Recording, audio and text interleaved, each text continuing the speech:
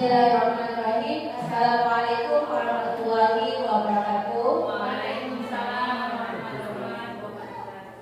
Sebelumnya saya ucapkan terima kasih kepada Bapak Ibu Guru yang telah berkenan hadir mengikuti kegiatan saya hari ini, yaitu kegiatan aksi nyata modul 1.4. Mewakili Kepala Sekolah dan Budi untuk memberikan sambutan. Di kesempatan ini saya mewakili Kepala Sekolah bersama dengan Mas Odi sangat mengapresiasi kegiatan yang dilakukan oleh Ibu Osama Jima dalam hal diseminasi budaya positif yang akan menjadi panduan untuk kita semua, menjadi tambahan bagi kita semua untuk Membangun budaya positif di sekolah artinya sekolah telah menyediakan lingkungan positif, aman, dan nyaman bagi peserta didik agar mereka mampu menjadi pribadi yang disiplin, mereka mampu menjadi pribadi yang bertanggung jawab,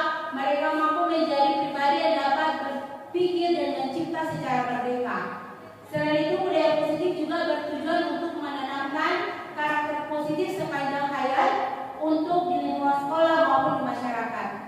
Yaitu yang pertama, ilusi bahwa guru mengontrol murid. Pada dasarnya guru tidak bisa memaksakan murid berbuat sesuatu jika murid tersebut memilih tidak melakukannya. Murid melakukannya karena dia mengizinkan dirinya untuk dikontrol oleh guru. Adalah gambaran secara ilusi bahwa yang pertama bagaimana guru mengontrol murid. Di gambar yang pertama artinya bahwa murid dengan terpaksa memasrahkan diri untuk dikontrol oleh gurunya. Yang ketiga adalah membuat rasa bersalah. Kita biasanya sering menghukum anak-anak dengan menekankan rasa bersalah itu kepada anak. Tapi kita lebih banyak membuat mereka menjadi karakter yang merasa bersalah pada diri sendiri, dan kemudian kita lebih banyak menjadi seorang dewasa yang lebih memaksakan kepentingan kita kepada anak. Berubah paradigma stimulus respon ke pendekatan teori. Bagaimana seseorang bisa berubah dari paradigma stimulus respon kepada pendekatan teori kontrol? Ini adalah stimulus respon. Stimulus respon itu adalah sesuatu yang menjadi dasar dari diri kita. Misalnya realitas kita sama, tapi sebenarnya dalam kontrol realitanya kita berbeda. Kita mencoba mengubah orang untuk berpandangan sama dengan kita, tetapi ternyata dalam teori kontrol kita berusaha memahami pandangan orang lain tentang dunia. Selanjutnya adalah disiplin positif. Pandangan Ki Hajar Dewantara tentang disiplin positif. Ki Hajar menyatakan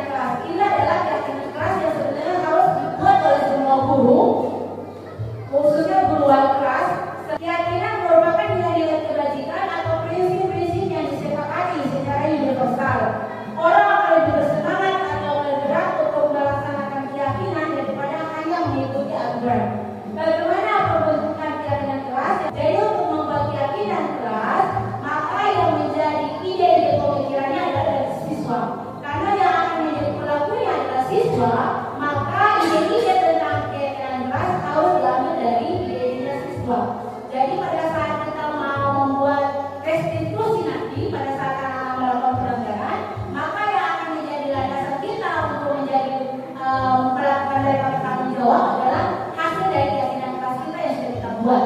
Karena mereka yang berbuat, maka mereka harus mengakuinya. Secara garis besar seperti itu.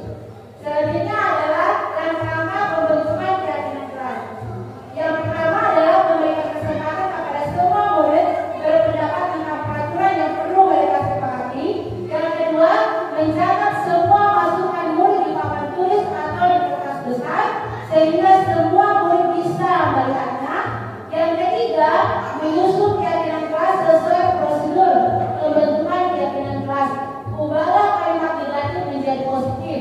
Contoh, jangan berlari di kelas menjadi ayo berjalan saja di kelas. Meminta kembali daftar pendapat yang dicatat, kemudian mengajak murid menjadi nilai dibagikan atau keyakinan inti peraturan tersebut. Contoh, berjalan di kelas, mendengarkan guru dan datang tepat waktu. Bisa dijadikan satu nilai kewajiban yang diyakini yaitu selalu menghormati. Jadi ada contoh keyakinan kelas di kelas 1, misalnya setiap anggota kelas perlu belajar.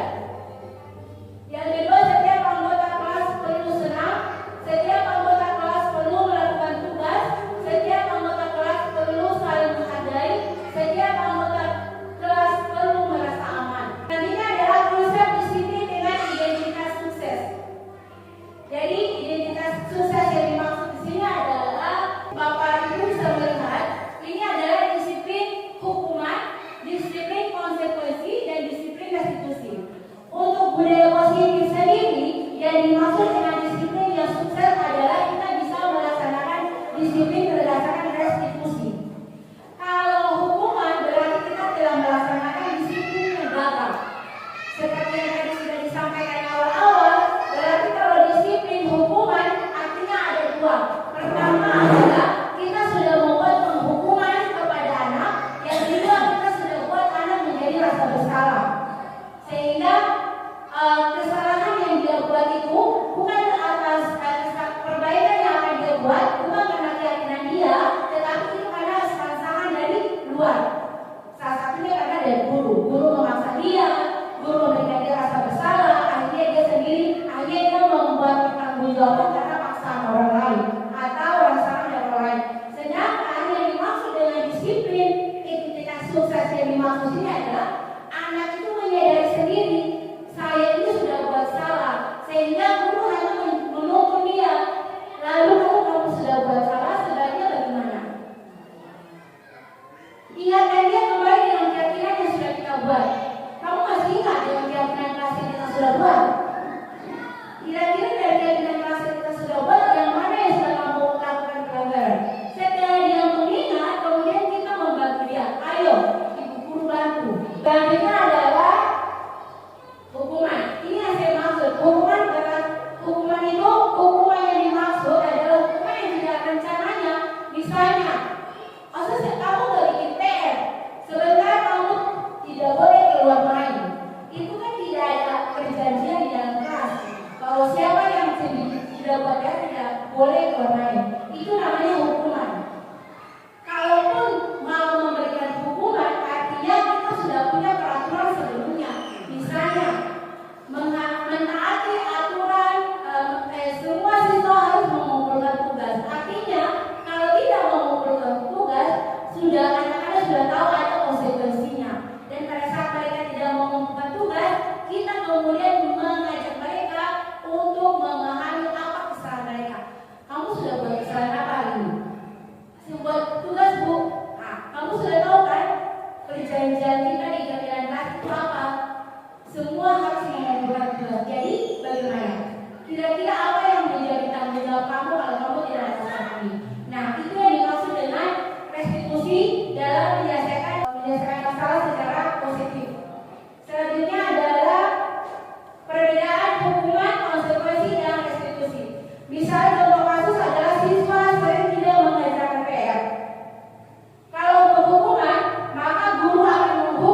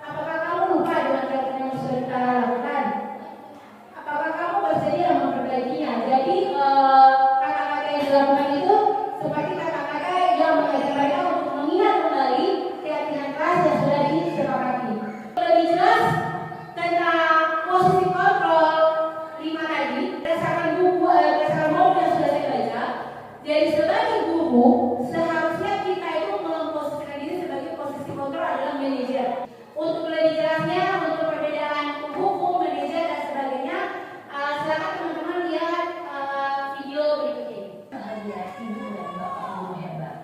Dalam penerapan disiplin posisi kita akan membahas tentang 5 posisi kontrol yang dikembangkan oleh Diane Gosset dan contoh penerapannya. 5 posisi kontrol itu adalah 1. Posisi penghukum, 2. Posisi pembuat merasa bersalah, 3. Posisi teman.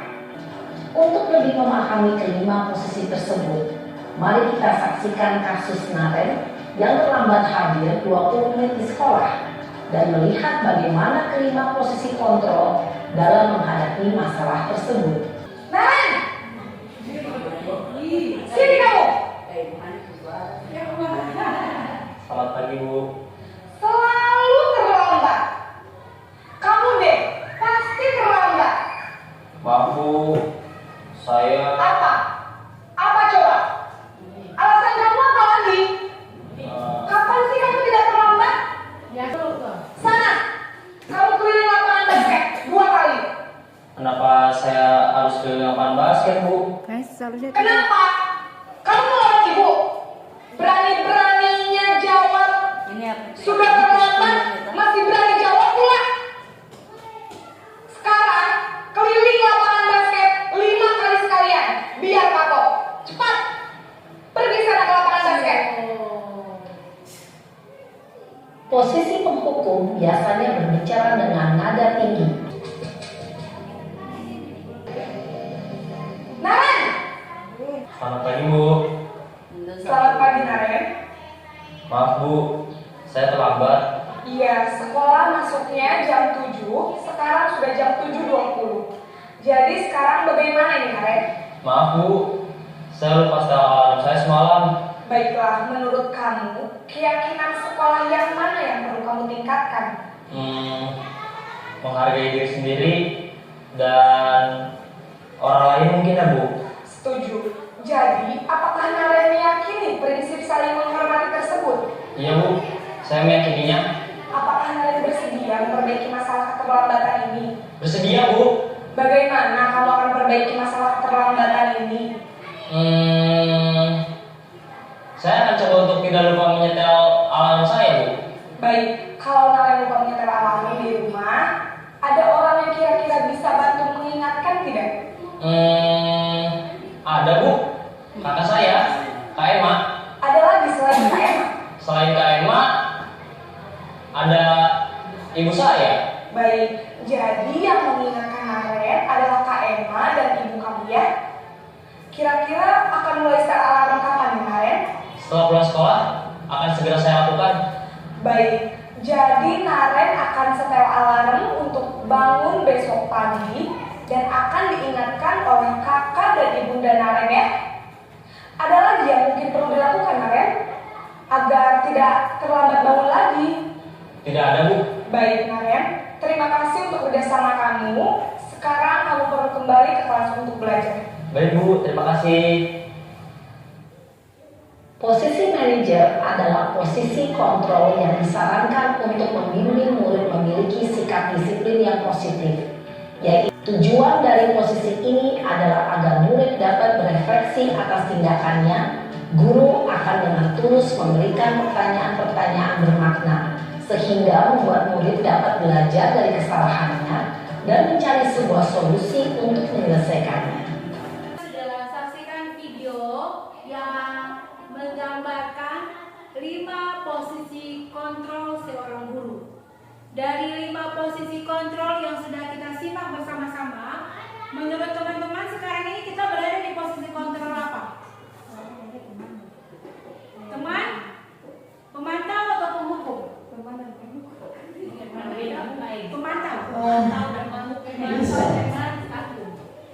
Oh, jadi kalau Ibu Hani, penghukum, teman, pemantau.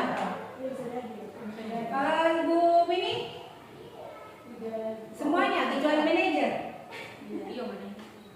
Sikap tergantung.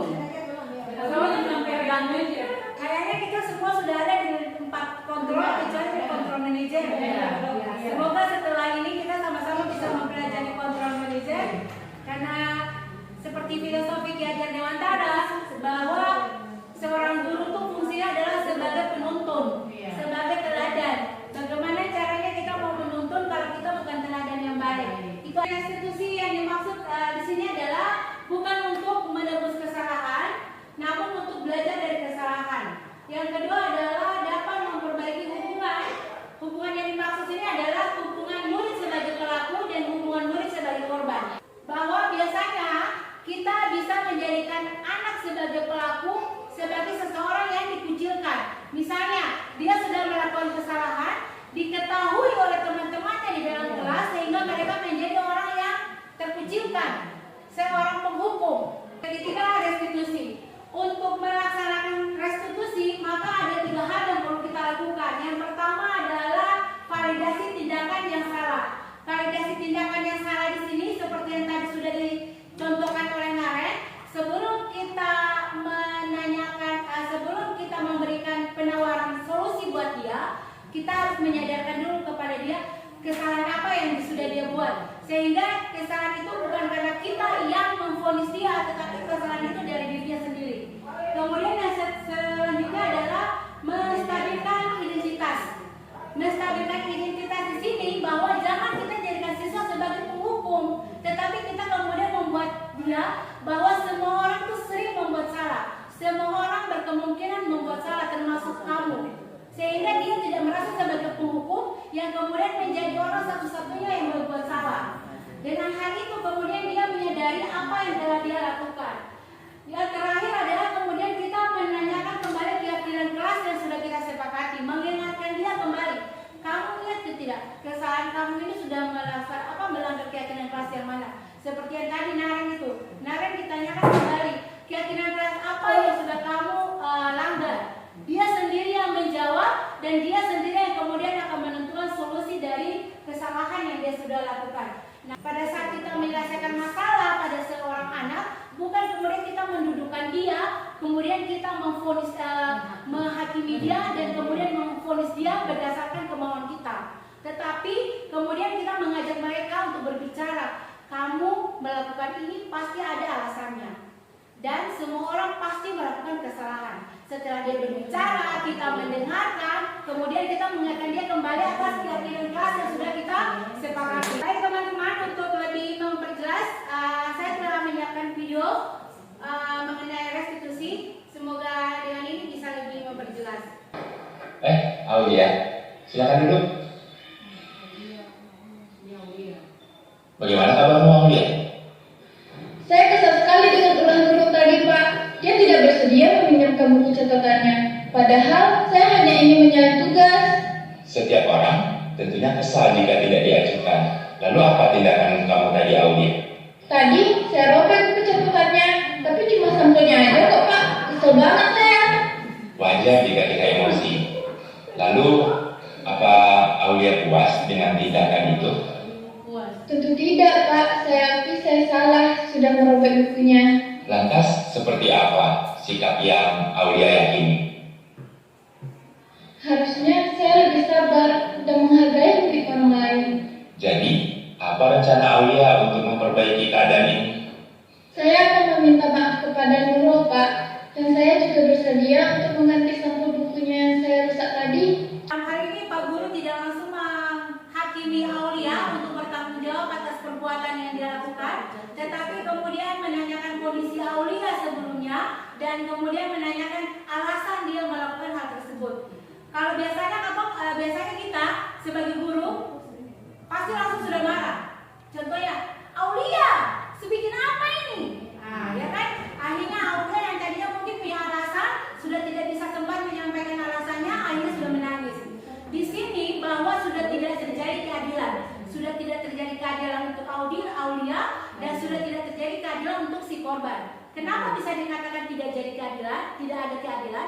Karena yang pertama, si korban tidak mendapatkan penyelesaian dari masalahnya, yaitu bukunya tidak bisa kembali menjadi baik. Yang kedua, Aulia menjadi penghukum.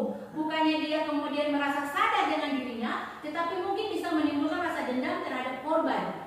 Restitusi, segitiga restitusi di sini menyarankan, mengimbau bahwa kita sebagai guru jangan menyelesaikan masalah sebagai penghukum, jangan menyelesaikan masalah sebagai pemberi rasa bersalah, tetapi kita harus sebagai posisi kontrol manajer. Baik teman-teman, demikian pemaparan materi tentang budaya positif. Jika ada yang ingin bertanya, saya persilakan. Lalu Ibu pemateri mengatakan bahwa kita harus kembali kepada bagaimana menyelesaikan kasus Aulia itu bagaimana restitusi menyelesaikan masalah Aulia. Ibu bisa menjelaskan kembali mungkin beberapa saja yang mau saya garis besar saja terkait dengan restitusi menyelesaikan kasus Aulia. Baik, terima kasih Bu Erna atas pertanyaan yang Masya Allah sangat baik sekali dan itu bisa menjadi referensi kembali buat kita. Seperti masalah Aulia, kenapa kita harus menggunakan segitiga restitusi? Segitiga restitusi yang digunakan karena ada beberapa faktor yang kita inginkan. Yang pertama adalah kita ingin memberikan rasa keadilan. Keadilan untuk korban, keadilan untuk sang pelaku. Yang kedua, kita ingin dengan segitiga restitusi, si korban, si pelaku itu tidak punya rasa tanggung jawab atas permasalahan yang dia lakukan, bukan karena faktor desakan dari luar, tetapi karena dari keyakinan dirinya sendiri bahwa saya telah melakukan kesalahan. Yang ketiga, kemudian ada dorongan dari si pelaku untuk menyelesaikan masalah berdasarkan keinginan dia. Itu yang mungkin bisa saya sampaikan kepada Bu Erna, kenapa kita harus menyelesaikan masalah seperti contoh yang tadi sudah kita lihat dengan menggunakan segitiga restitusi. Dan saya berharap semoga dengan pemaparan saya tadi ini bukan hanya saya saja yang akan memperbaiki diri, tetapi kita semua sebagai pelaku, sebagai pelaku utama dalam perbaikan kualitas sekolah, dan kita sebagai guru, orang tua di sekolah yang harusnya menjadi teladan bagi siswa. Demikian materi singkat dari saya tentang disiplin positif. Semoga bermanfaat untuk kita semua. Saya akhiri pertemuan kita dengan baca hamdalah. Alhamdulillah.